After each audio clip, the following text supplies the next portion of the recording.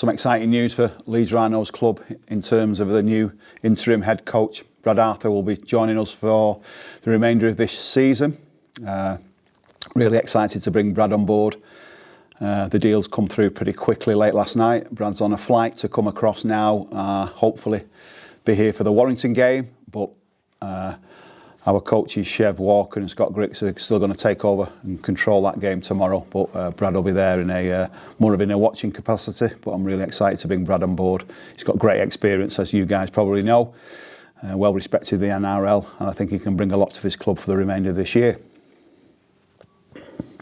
Ian, it is a very unique arrangement, isn't it? I think everyone's admitted that. Well, just explain why this arrangement's in the best interest of the club as you see it. Of course, yes, because the long-term objective of securing the head coach is still ongoing. So I'm still working on that. And Brad has put his hand up to say, I can come for a short interim period, but also available for a long period if necessary, which is a good arrangement for us as a club. And for me just to take a bit more time and do a bit more work behind the scenes on a long-term vision. Was there a point in time where you had hoped that Brad would be available beyond this season and whether he had ever intimated that? Yeah, we're still talking about that. Obviously, there's rumours about him, and he's admitted to me, still NRL coach. He rates himself as an NRL coach, and that's good for him. And there'll be options for him as well, I guess, in the future. So all options are still open at this moment. So Brad could still take charge beyond this season. That is an option. Still an option. And what about the other options? How far down the line can you sort of say you are with potential permanent head coaches? Yeah, we're still having conversations with other coaches, and I've said previously there are a number of hoops to jump through and processes to go through. So I'm well on the track of doing that, but things will stay within the club at the moment for that.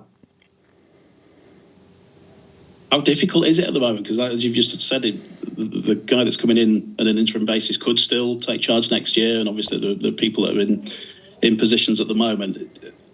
How confident are you that you will get the right person for Leeds Rhinos? Yeah, I think it's not about my confidence. It's about their availability and a lot of things, as I've already said, that to go through. I think as a club we can learn a lot of Brad. He's coming in with vast experience.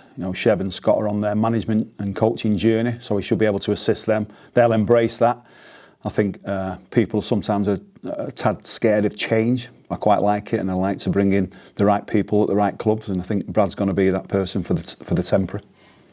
What was it that impressed you about Brad in particular? I think when you speak to him, he's got a presence about him, and obviously I've done my due diligence in the background in terms of his philosophy, and we spoke about his rugby philosophy and his management style, second to none.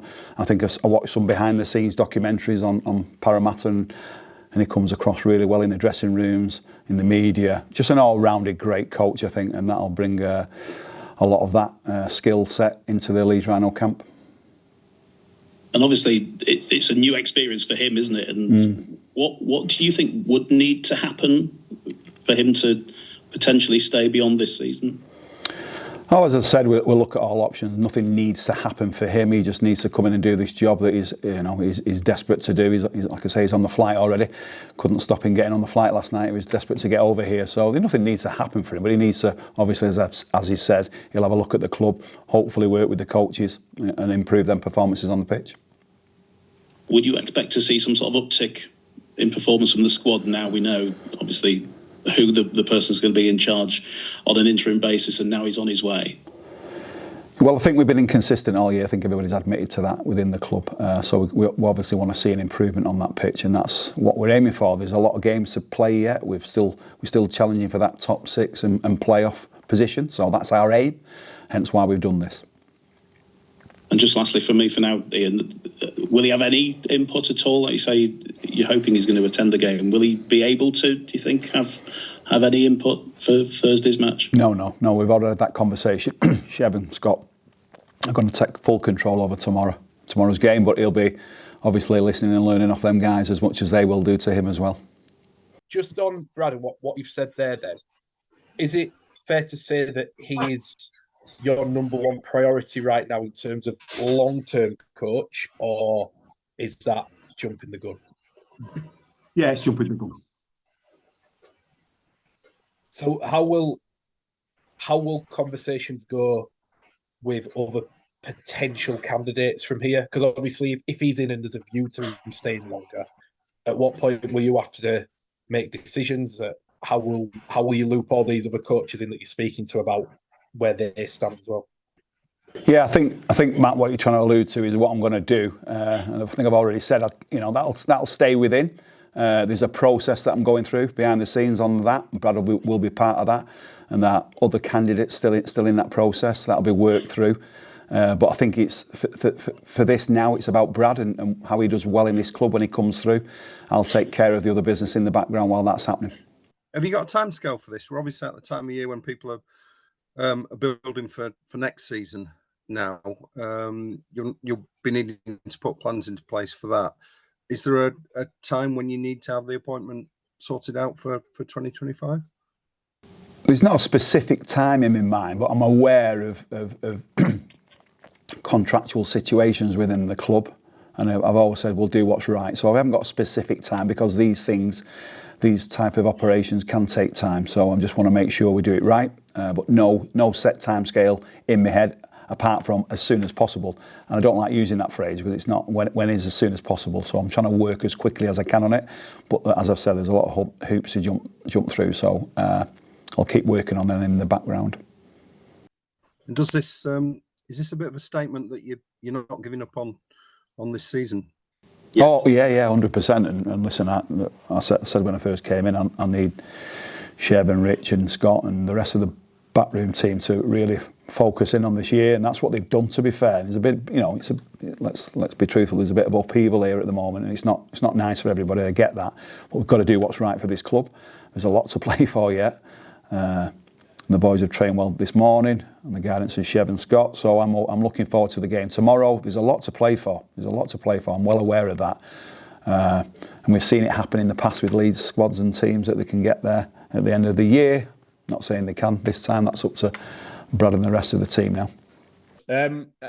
Obviously, it's uncertain whether Brad will be here in 25 or not. How much of a say, if any, will he have on your recruitment plans for next year? Will he give you some ideas, some input, or will you do it separately away from him? No. We had conversations bizarrely this morning before he boarded the airplane about players wanting to come and join him. But obviously, we've got a tight cap next year. That's been said before. So I need to look at that properly. But I'm sure there'll be some advice. And I've spent my life learning off people. Brad will be another one. And we'll work together on that, Aaron, definitely. I've read some really good stuff about him. He's a very good man manager, apparently. He really commands the respect of his players. Is that something you're really hoping he can bring into the group in that short term, maybe personal development as well, development of the group? Yeah, I think given, he's been in the NRL for a long time. And the first thing I thought when I was talking to him was he commanded my respect straight away. Sometimes people have that aura around them. He's definitely got that, and I've watched them Fly on the Wall documentaries at Para, which was really good for me to get an insight of what he's like inside the dressing room. But a genuinely honest guy, no grey areas, will be dead clear with the club from the onset. So I'm really excited about it.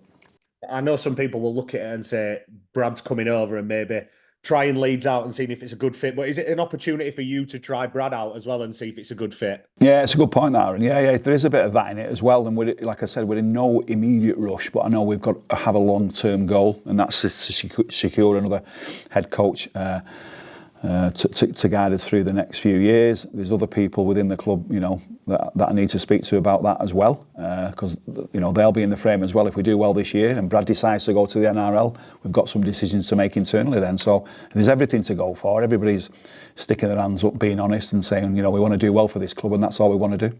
Is Brad bringing any family with him? Is he putting down any roots, or is he just coming on his own? No, he's got some daughters who are at college at school, so his wife Michelle's going to come over maybe mid-August. So he's bringing family over, but not the entirety, because they've got exams and schooling to look after as well. And mate, these players that he said he wanted to bring with him, can you tell us anything about them? Are they NRL absolutely players? Not. Yes, absolutely not. Good try though. Okay. And I know, I've never revealed, and this is not intimate chat about, let's do this. This was just, general conversations that we're having before he boarded the plane, really. And another one, if you decide Paul Rowley is your man, is he available? No, Paul's under contract. Right. So he's not an option for next year. No, he's under contract. So it wouldn't be right for me to say that if a coach is under contract, I wouldn't comment on that. But you can't say whether he's an option or not. You're right, I can't say that.